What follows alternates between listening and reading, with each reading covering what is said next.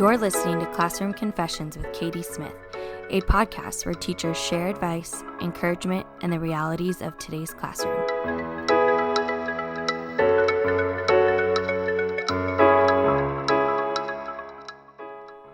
All right, here we go. Episode 8 of Classroom Confessions.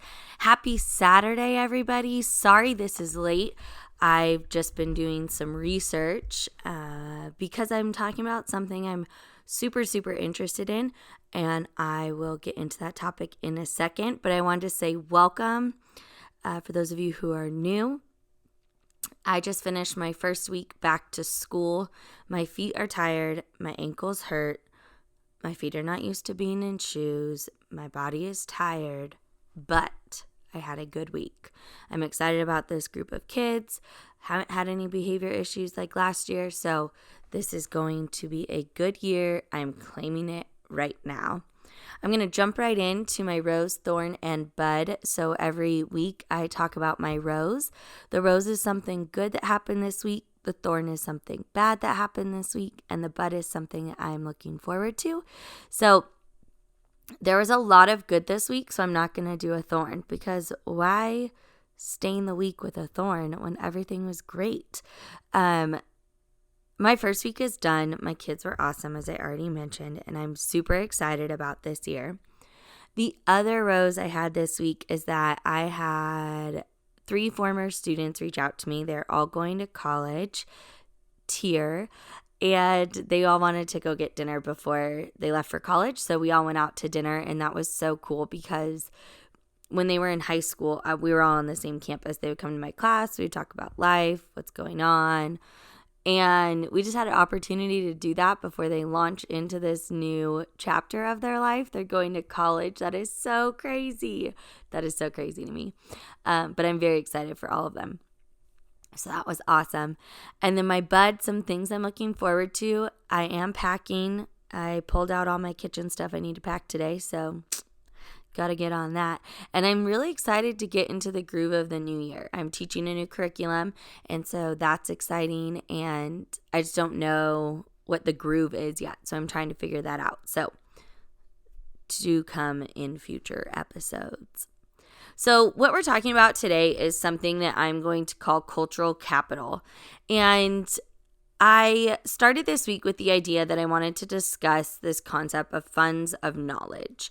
And funds of knowledge is part of cultural capital. But as I started doing my research, I thought it'd be more appropriate to discuss the cultural capital that shows up in our classrooms.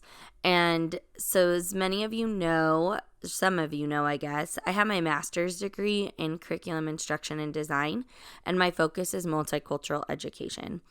And so the research that I used for today came from my coursework and then some additional research that I had done over the years for my thesis paper. So that's where all my research comes from. I will be posting the citations on my website so you guys can check those out. But I wanted to jump into this topic as we as teachers are getting into the school year because I think it's important as teachers to incorporate students' knowledge into our classrooms. And as a teacher, I'm very focused on what do my students know, what are they coming in with, but more of like content-based, what do they know and what are they coming in with? And I forget that they have so much knowledge outside of the classroom that they are bringing to the table. And so today I just wanted to talk about those different pieces of knowledge that students are bringing to the table and how they're developed in their communities that some of us may know nothing about. And so before we get into today, I wanted to define some terms for you. And so the first term I'm going to define is cultural capital. It can mean many things, but for me today in our discussion, cultural capital is going to be defined by Franklin and cited by T.J. Yoso in the article I read, and like I said, citations will be provided on my website. But cultural capital for our purposes today is the sense of group consciousness and collective identity that serves as a resource aimed at the advancement of an entire group. So when we are looking at specifically our communities of color and our students of color, these are all resources that community possesses that help the community to thrive and to advance. I'm going to start off talking about the deficit perspective. And the deficit perspective is also defined by Yoso, and it takes the position that minority students and families are at fault for poor academic performance because students don't have the skills and parents don't value and support their child's education. I know you teachers listening, we've all had this thought, like, this parent doesn't care, this parent isn't checking their students' work, they aren't helping support me, I've called them, it's not working. And so we have this deficit perspective that means they don't care, and that might not be the case. And so we're going to delve into the deficit perspective a little bit and what that means and how we can try and combat that deficit perspective by using cultural capital, and then by also using something called funds of knowledge. And that is defined by Mole et al. In their article. And funds of knowledge are historically accumulated and cultural developed bodies of knowledge and skills essential for household or individual functioning and well-being. So essentially, funds or knowledge is information that the community has created or learned about in this process of developing community that can help community members in the future. Sorry, I've packed up my table, so I'm sitting on the floor and moving around. Sorry if you can hear that. So as I mentioned, today I want to start talking about the deficit perspective, and the deficit perspective teachers bring to the classroom. And this includes me, right? We as teachers were taught and educated in an educational system where the deficit perspective was implicit. It's built into the educational system. And this educational system and deficit perspective says that schooling is a way for the middle class to achieve social mobility. So schooling is a way to move up in the world. You go to school, you go to college, you get a job, you're successful, you buy that house, you get that white picket fence and 2.5 kids. And the way to do that is through schooling. But the deficit perspective sees schooling as a way for the middle class to thrive, but it also puts the communities of color and people of color in a position where they are seen as disadvantaged and that they lack something. They don't have all the things they need to be able to use this social mobility to thrive in society, whether it's formal education or social skills or the cultural capital to have social mobility. So these schools and this education system is set up for the middle class to thrive and for everybody who's not in the middle class to be looked down upon in a way because they lack something. They don't have everything that they need to be in the middle class. So they must be missing something. And the problem is that we were educated in this system. So when we enter the classroom, we just embody this deficit perspective because that's what society has put on us. That's what society has taught us. And we knowingly or unknowingly carry this deficit perspective and we put it on our students of color and students of low SES.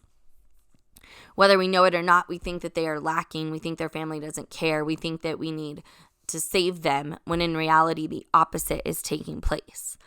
And this is problematic for teachers because we fail to see the cultural capital that these students are bringing to the classroom. And we don't see all of the skills that these students of color possess because we are coming at it from a deficit perspective. For example, this example is given in the article by Yoso that if a student comes to our classroom and they've spent the whole summer in Paris, we see it as this grand adventure and they're held in high esteem, like, wow, you traveled to Europe, tell us about your adventures.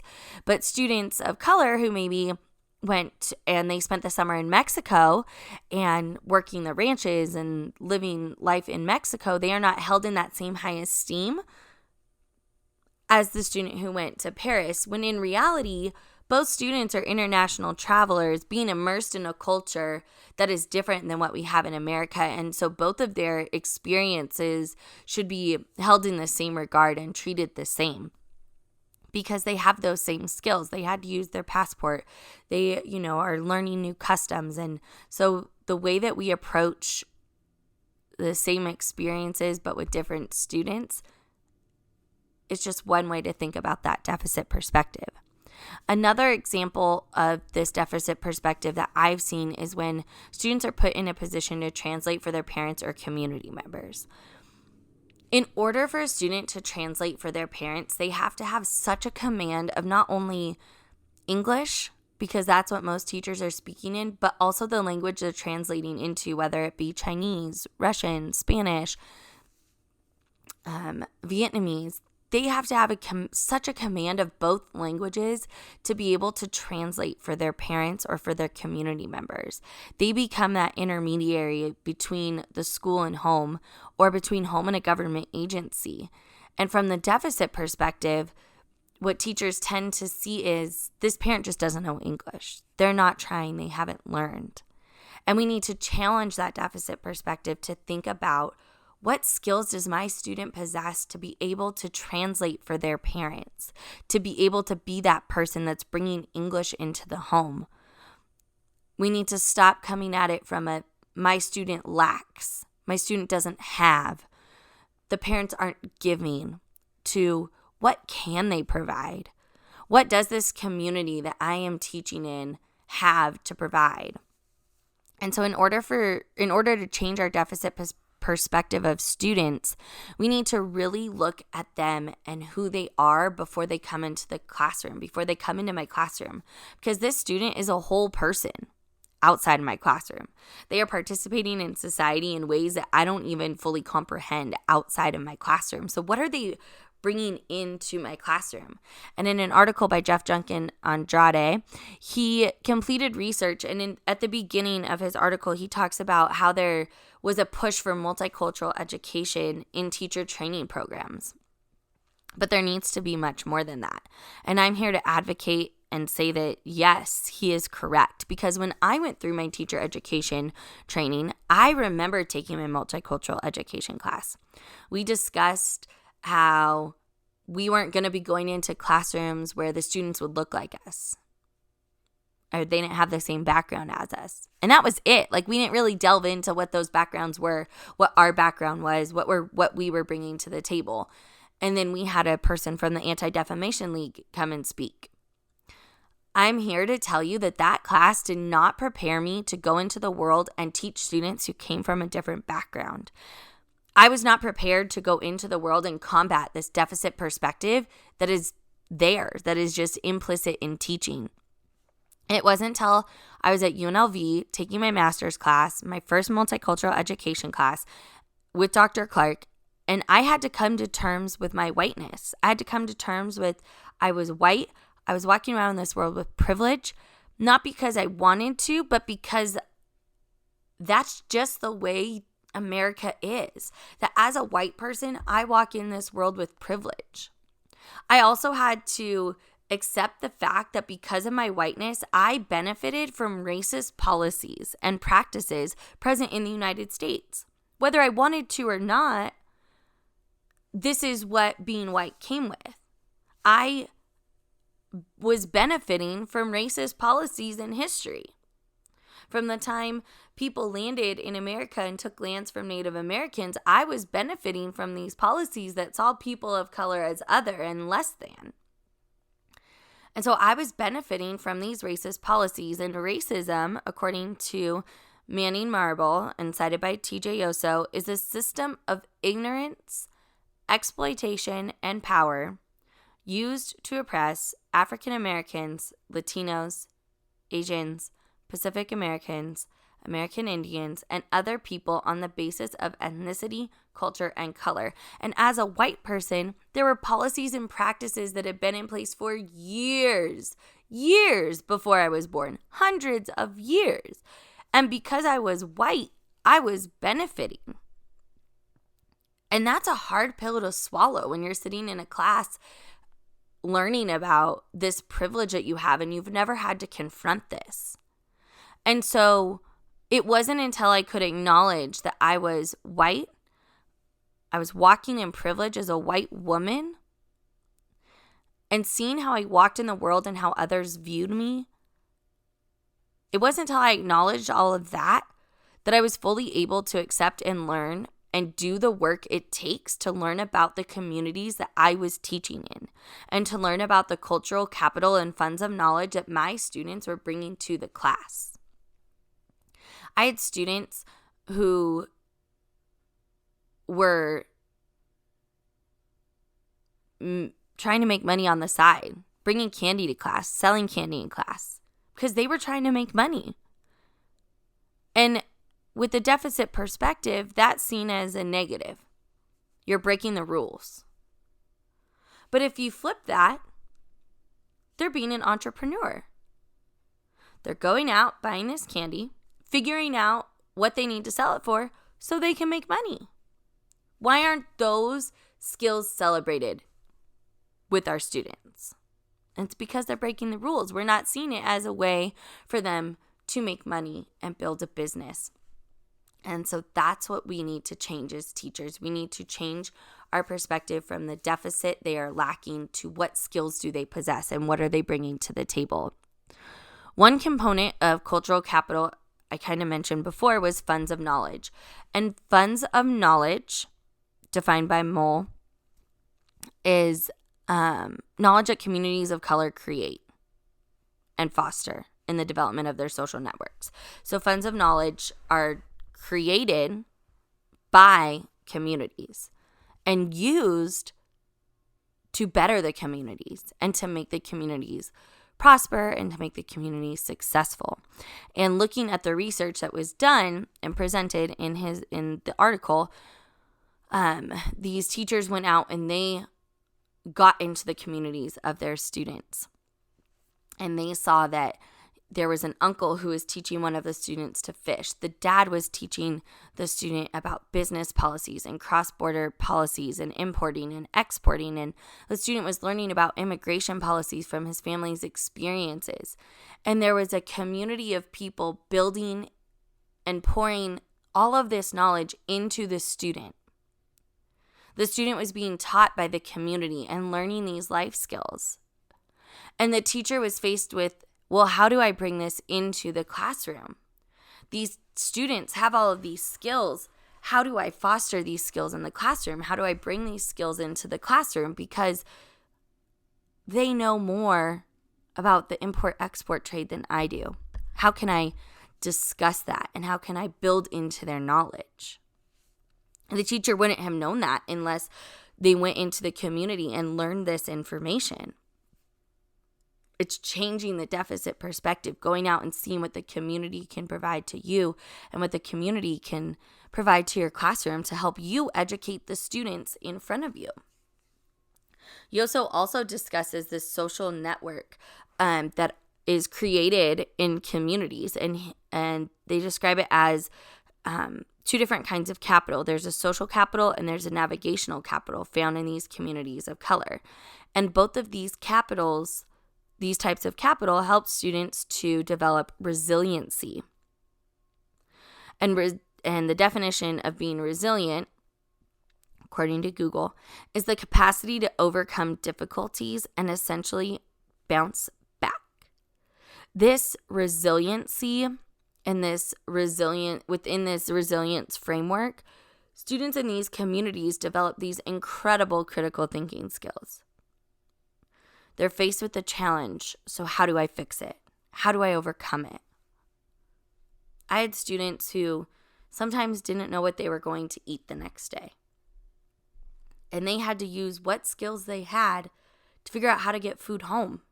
Whether it was asking me to buy them groceries or saving food from the lunch line, they were constantly thinking of how to get out of these situations and building this resiliency. I'm faced with a challenge. How do I fix it? How do I overcome it?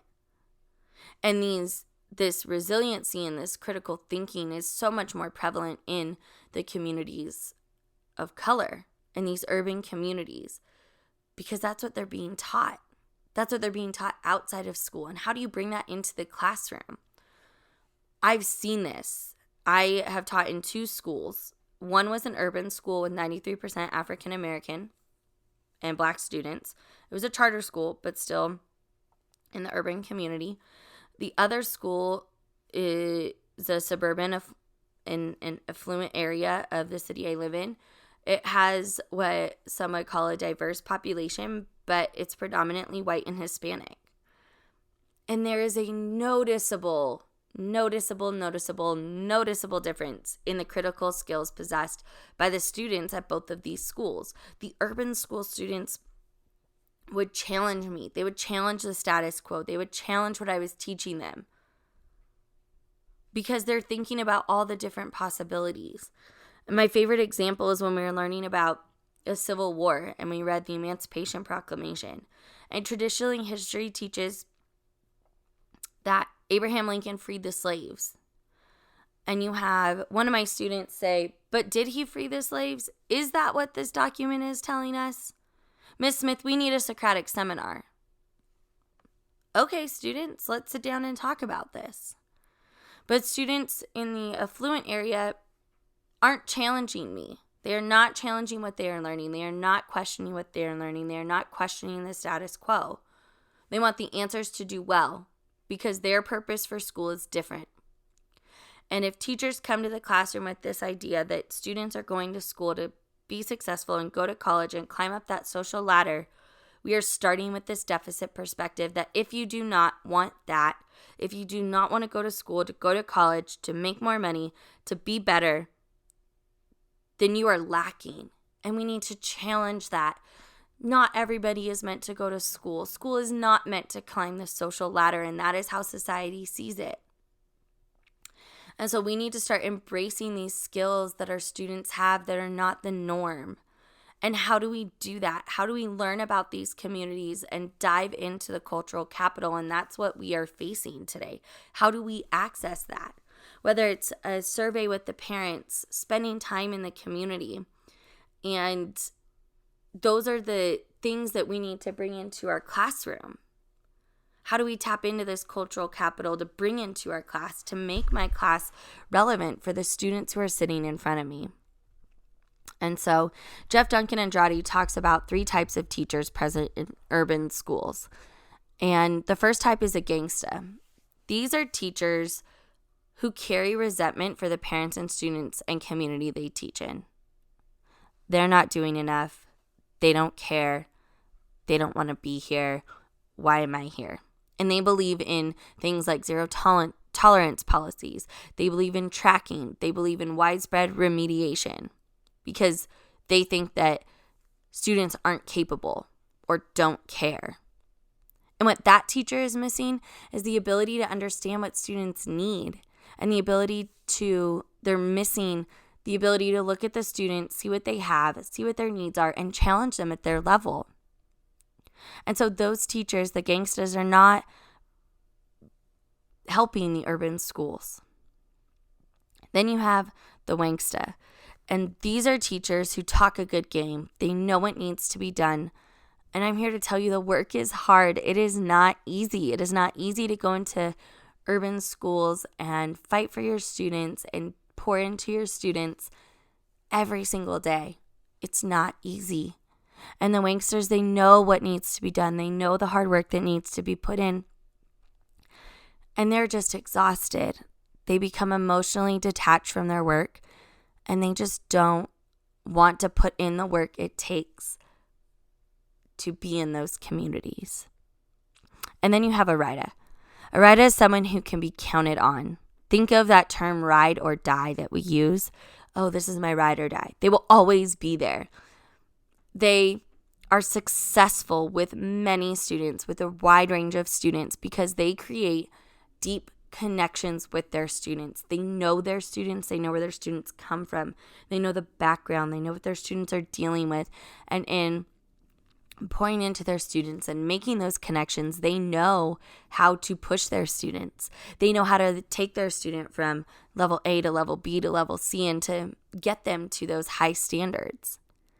And so Jeff Duncan Andrade presents 5 ways that teachers can be ridas. And the first one is coming to a school with a critical conscious purpose.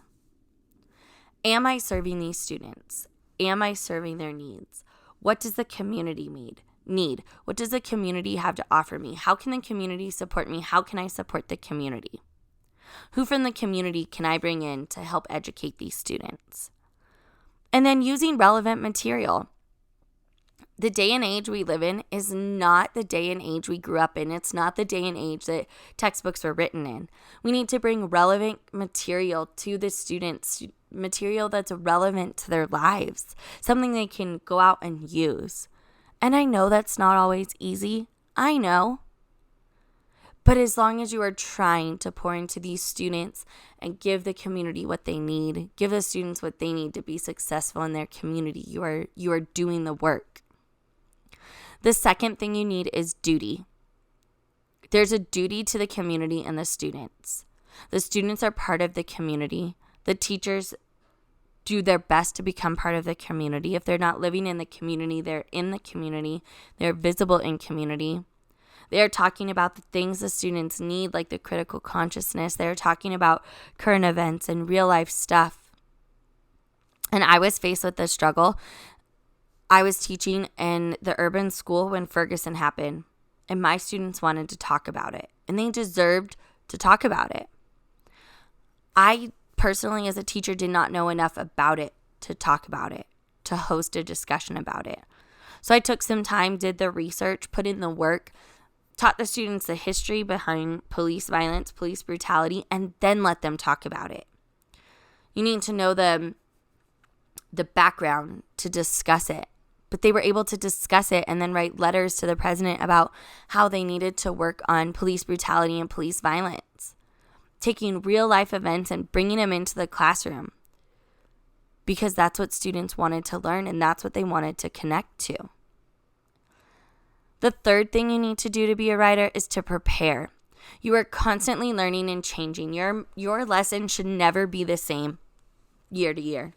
The students who are sitting in front of you are different every single year, and your curriculum needs to meet their needs.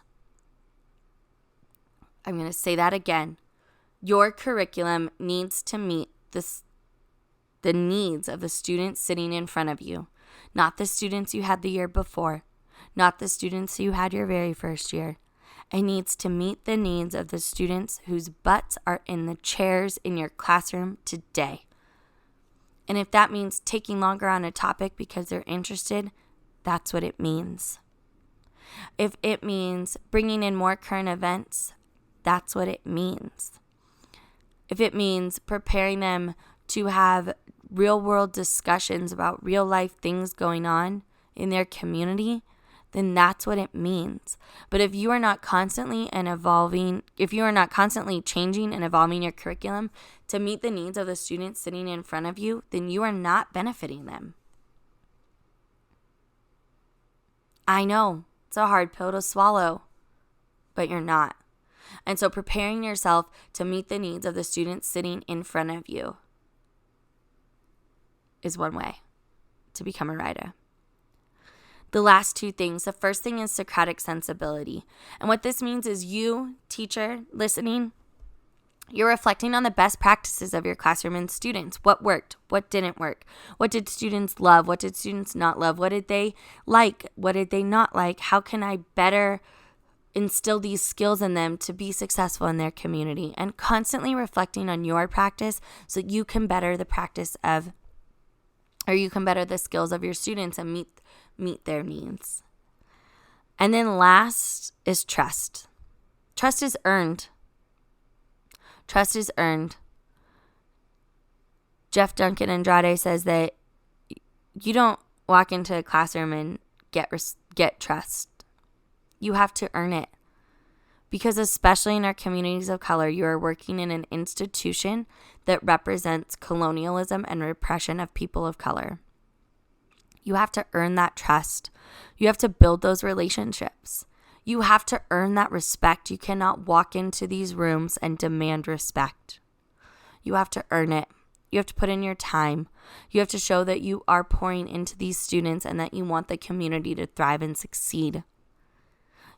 And once you have this trust and respect, you can then push those students to the higher standards and higher expectations. But you need to figure out how to earn their trust. How are you going to pour into the community so they trust you? And I think it's harder for teachers who teach in diverse populations because the communities are different. The community needs are different for each of the students sitting in front of you. Your Black students need different things than your white students, need different things than your Hispanic students and your students who are from the Pacific Islands. All of those communities need different things, and how do you pour into each of those students? And I'm here to tell you it's hard, and I'm here to tell you that it's challenging, and I'm here to tell you it's worth it. And so if you go out and earn the trust and respect of these communities and you build those connections and you start pouring into these students and coming at education from the opposite of deficit perspective, I don't know what that is right now, but if you come in with this idea that these students in these communities can pour into you in your classroom and you see the students' skills and you are seeing that they are bringing these skills to the table and it's a blessing and you are not seeing it as a negative or something they lack, then you are doing the work. And so I'm here to challenge you this week. And our quote this week comes from me. Because our quote this week is, figure out how to be a writer in your community and fight for it with all you've got. Figure out how to be a writer in your community and fight for it with all you've got.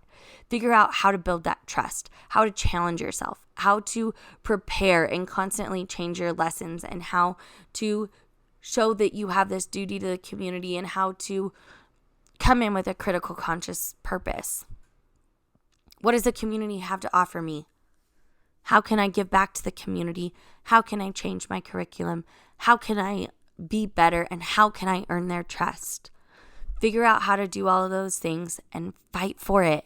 Fight for it. It is hard. It is hard. And it's hard again. But the reward is so great. The reward is so great. So that's what I have for you guys this week. The references to my articles will be up on my website.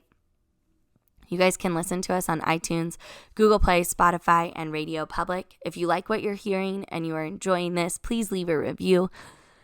You can find us at classroomconfessions.net. We have all the episodes up there. All of our resources are up there. So please go check that out. You can also follow us on Instagram and Facebook at Classroom Confessions Podcast. And you can find us on Twitter at Class Confess Pod. And so I encourage you this week to go be a change. Show up to your classroom on Monday and challenge a deficit perspective. Look at those kids with those skills that they have to bring to you. As a reminder this week, you are alive, you are kind, you are patient, you are wonderful, you are fearless, you are important. You can teach anything, you can be anything, and you can change that world. Go be that writer for your students. You're doing the damn thing. You've made it another week. Bye, y'all.